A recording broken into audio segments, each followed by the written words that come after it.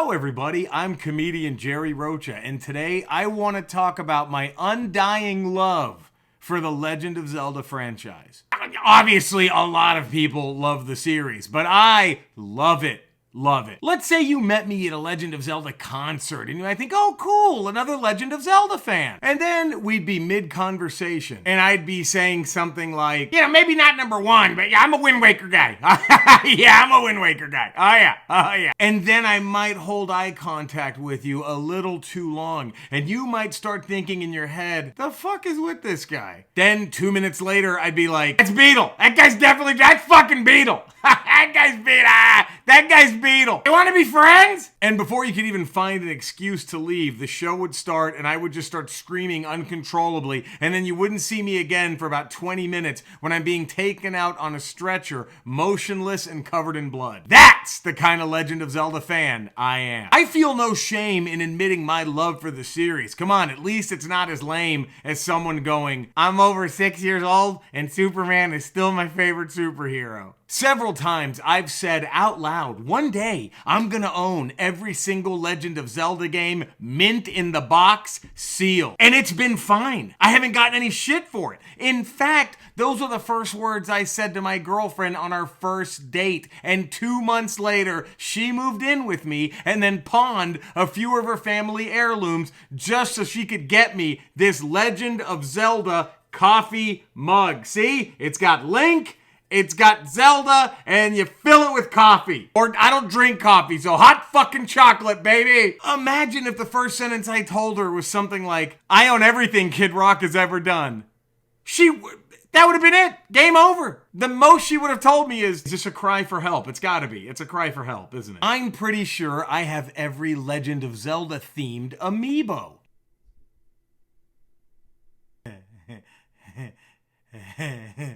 They're all mine. They're all mine. Which, come on, that makes me as cool as Ice-T and Ferris Bueller rolled up into one. I hope I never have to use this, but I have a nuke in my back pocket waiting to go in case my girlfriend and I get into like a really crazy, awful fight. Oh, you want to do this? You really want to do this? Okay, all right, bam! I put this on the windowsill. The line of Pooh Nanny that's looking for me starts to the left. Good luck, lady. I have the light up versions of all three outfits from the first game. I got a light up Rupee. I got a light up Triforce. I got the light up Heart. I got the Majora's Mask Edition 3DS. Good luck finding any of this on the streets. I can't believe I have this. The way I got it was I just politely asked a Best Buy employee as she was taking this display down if I could have it. That's it. That's all I did. She was very kind. She said yes. I'm sure she justified that by thinking, oh, this poor bastard couldn't even get the Make-A-Wish people to help him out. Yeah, I'm going to let him have this. I got a Legend of Zelda candle holder that matches my Legend of Zelda hoodie. I coordinate with this once I get a candle. Come on, lady. Come on! When I was growing up, my great-grandmother had a room of nothing but Victorian-era looking porcelain dolls that scared the living shit out of me every time I went in there. I hope to have a similar room one day of nothing but Midna trinkets to scare the shit out of my great-grandkids. And where did this love of mine for the Legend of Zelda series start? Sadly, I'm old enough that it began with the very first NES game, The Legend of Zelda. Now, at that point in my life, I was already very much in love with video games, but the first Legend of Zelda game, oh man, that was like Jackie Wilson, your love keeps lifting me higher and higher. The opening screen alone, the music. And speaking of the Legend of Zelda theme song, let's go ahead and put Koji Kondo right there in the list of all-time great composers. Any fucking era, any type of music, that dude belongs there. I just love that you turned on the first Legend of Zelda and you could just go wander into shit. You'd play Super Mario Brothers and of course there'd be secrets here and there, but when you'd talk to your friends about it, for the most part, the experience was pretty much the same. But then you'd talk to those same friends about playing Zelda for the first time. And it'd be like, where'd you find the lantern? How do you get out of these fucking woods where it's just the same screen over and over again? You can adjust the size of Link's pecker? I've tried and I've tried. I'm starting to think that kid was full of shit. He got me. He got me. All right, you know what? I'm going to try it one more time. I thought I got close, but yep, nope, still couldn't do it. When I played The Legend of Zelda for the first time, it was those torpedoes Luke shot out of the X-Wing into that perfect little pipe in the Death Star that went directly to my soul. A perfect hit. And it was an explosion of love. And it really wasn't until years later when I first heard Uncle Cracker that anything moved my soul like that. And nothing has moved it since. Nothing! I've bought Legend of Zelda books, but not the manga though, because I'm probably never going to buy any of the manga stuff, because to me, to read that, you have to go all in and basically have one of these I only buy my pants at Hot Topic kind of uniforms. I'm just not going to do that. I'll buy a hat at Hot Topic. I'll buy a hoodie at Hot Topic. I'll get a fucking wallet at Hot Topic. I ain't getting my goddamn pants at no Hot Topic. The Hyrule Historia book, when this first came out and I was reading it, I'm like, holy shit, there's timelines? There's 3 different timelines? They aren't just random stories? I'd call all my friends and tell them that. Of course, none of my friends were as into a Zelda the way I was, but they would still at least politely listen to me. And then they would go back into their bullshit, I don't know what to do. This divorce is really wrecking me. And I'm like, there's 3 timelines. I even bought the Art and Artifacts books. That's just pictures of the characters and different items. That's it. And it still captivates me. My God. I remember when the Philips CDI Legend of Zelda games came out. I was like, okay, I guess I have to go buy a Philips CDI system because I got to play these. And when I played them, man, did they not disappoint. They knocked it out of the park with those Legend of Zelda Philips CDI games. Still going, still going. Nope, never. I'm kidding. I'm never going to play the Philips CDI games. I remember seeing the box when those things first came out and then looking at the images on the back and I'm like, what the fuck is this? You know what it made me think of? It made me think about those fans of Deep Purple, how they must feel now that they love Deep Purple and they try to listen to that shit that Richie Blackmore started making after he got laid at a Renaissance fair. But the Philips CDI thing isn't that big of a stretch because I've bought Legend of Zelda games for systems I didn't even own. I never had a Game Boy Color, but I got Oracle of Seasons and I got Oracle of Ages. It's like if I just took the bus everywhere, didn't own my own car, but I still got a nice set of fancy rims. The Four Swords games.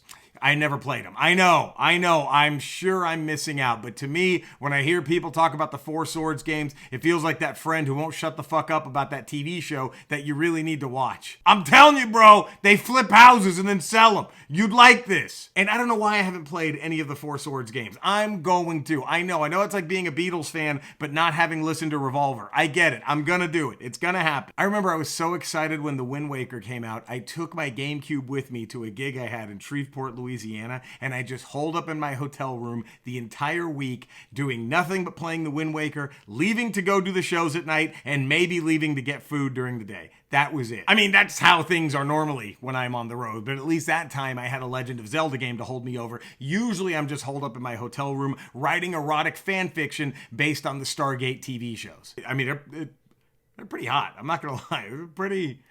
I got pretty sexy with those. I remember when I fired up Wind Waker on my GameCube, and then they had that opening with those weird hieroglyphics and shit, and then that old school Zelda theme kicked in. I'm not lying. I got choked up there. I'll say it. I got a little choked up in my hotel room, which made it extra awkward because the night before, I had purchased a Woman of the Night, and she was still in the room with me, and we were going to maybe have another go, but then she saw that, and she didn't even ask for money. She just left. And imagine all the shit she's seen in her life, and that was the moment where she was like, yeah, nope, I'm out. And man, A Link to the Past, the opening to that game, holy shit. I remember playing that and thinking, wow, this is the next generation of gaming. We literally have gone from Nintendo to Super Nintendo with this fucking opening to this game. It's why the Super Nintendo is still my favorite video game system to this day, because of that moment of first playing A Link to the Past. The Nintendo 64 will always hold a soft spot in my heart because it had 2 of the best Zelda games ever to come out for it. When Twilight Princess came out, I was like, whoa, I can do a lot more with the Wii than just beat the shit out of my grandmother in a boxing match. And the love hasn't ended. It's only grown stronger. The Breath of the Wild is my favorite video game ever, not just my favorite Zelda game ever. And I remember being at E3 when they showed the trailer for Breath of the Wild 2 on the Nintendo Direct as we were all waiting to get inside the convention in the morning, and I was just staring at my phone watching that Breath of the Wild 2 teaser trailer like those missing links in 2001, the way they lost their shit at the monolith. I really hope I never lose that love. I want to be 70 and still get excited that I'm opening up Legend of Zelda pajama pants Christmas morning. And I would not be upset at all if every religion we've ever heard of was full of shit, and then the minute you keel over and die, a little fairy shoots out of a bottle, and you really start your adventure in the next life. How great would that be? And next week, to further my love of the Legend of Zelda, I'm going to do my first ever countdown list. I'll be listing my top 5 all-time favorite Legend of Zelda games. Hey, thank you for watching. I've been comedian Jerry Rocha. I hope you enjoyed this, and if you did, please hit that like button. Hit that little bell so you're notified every time a video comes out. Subscribe to my channel. Spread the word. All that good shit, and the more you do that, the less I have to break your balls about it. Have a great one, and see you next time.